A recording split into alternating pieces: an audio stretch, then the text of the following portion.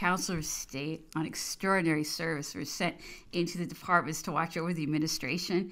They transmitted the plans of the government and received the complaints and the expressions of the wishes of the people. The senators who enjoyed the revenues of senatorial estates were required to reside 3 months every year in their arrondissements in order to take to them the opinion of the center and bring back to Paris the opinion of the arrondissement. The creation of the Legion of Honor, which divided the French territory into 16 arrondissements with the designation of chef de, was, according to the expression of the reporter of the law, a political institution which placed in society intermediaries through whom the acts of the executive could be delivered to public opinion with fidelity and benignity, and through whom also public opinion could react upon the executive. The great benefits which were experienced from the introduction of the Code Napoleon are well known. It had put many branches of legislation in harmony with the principles of the Revolution and had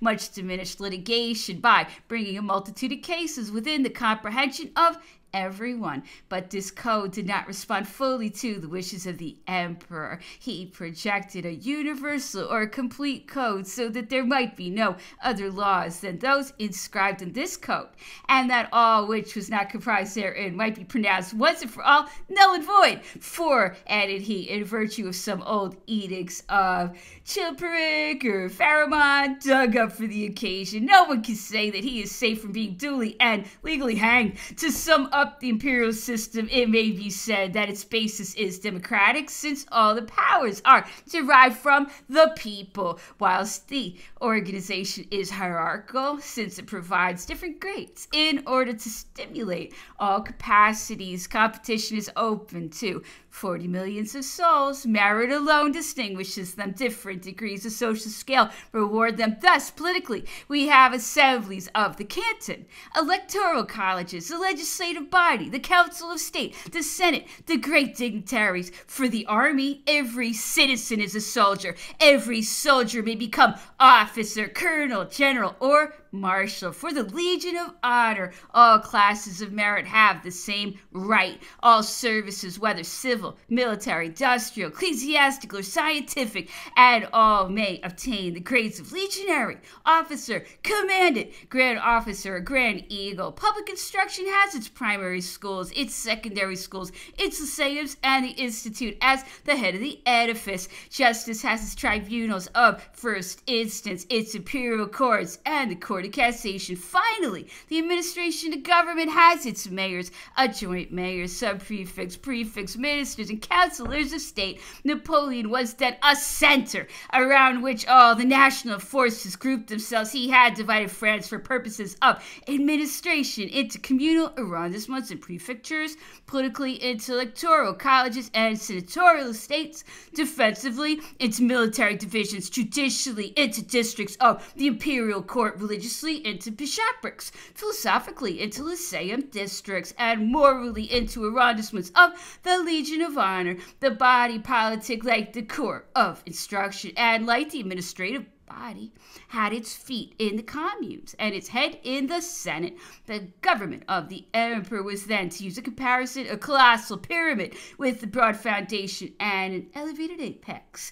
If one, after having surveyed the period from 1800 to 1814, turns his eyes to the present epoch, he will see that the greater part of the institutions founded by the emperor still exist, and that they, by their sole virtue, have maintained the administration. Although deprived of innate moving power, France obeys now for 24 years the impulse which Napoleon gave her. But one must not judge the empire by the false imitations which we have seen. People have copied things as if they had never understood the spirit which presided at their creation. We are indebted to two causes for all the prodigies which, in spite of wars, we have seen produced under the empire. One of them, the genius of one man; the other, the system which he established under the empire. All the intelligence and all the capacity of France were called upon to cooperate with a single aim in promoting the prosperity of the country. Since that time, all the leading minds have been occupied only in contending among themselves and in discussing which road to follow instead of making advances. Political discipline has been broken up, and instead of marching towards one object in close column, each one has suddenly adopted a line of march of his own and separated himself from the body of the army. It has been said that the emperor was a despot.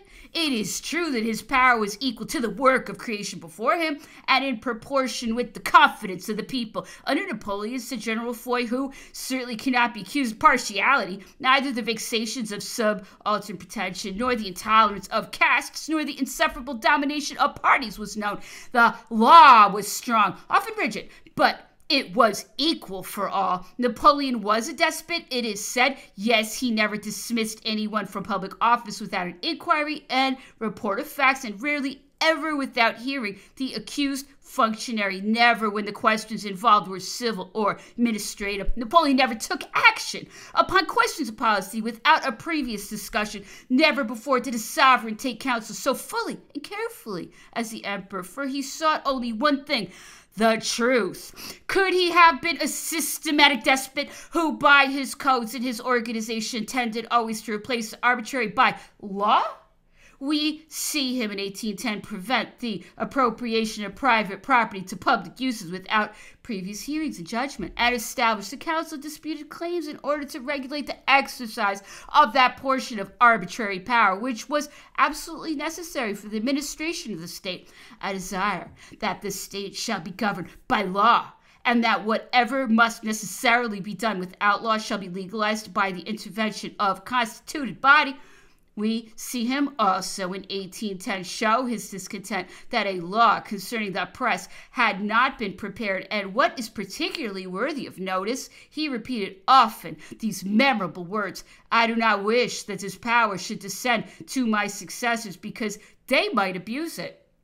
When one reads history, he is astonished at the severity of the judgments pronounced by Frenchmen upon their own government and their indulgence towards foreign governments. Here is, for example, the judgment which Carrel rendered upon the administration of Cromwell, and certainly the English protector ranks far below the French hero. It was fortunate for England that such a man, Cromwell, took upon himself the responsibility of performing unavoidable acts of violence, because order in the place of anarchy was to come from usurpation, and order was necessary everywhere in all times. Necessities have dictated the agreements or compacts called principles, and principles are always silent in the presence of necessities. There was necessity for security, for repose, for a grandeur which should impose upon the foreign enemies of the revolution and overshadow commercial interests hostile to the interests of England. There was necessity for an administration which comprehended all parties and committed itself to none,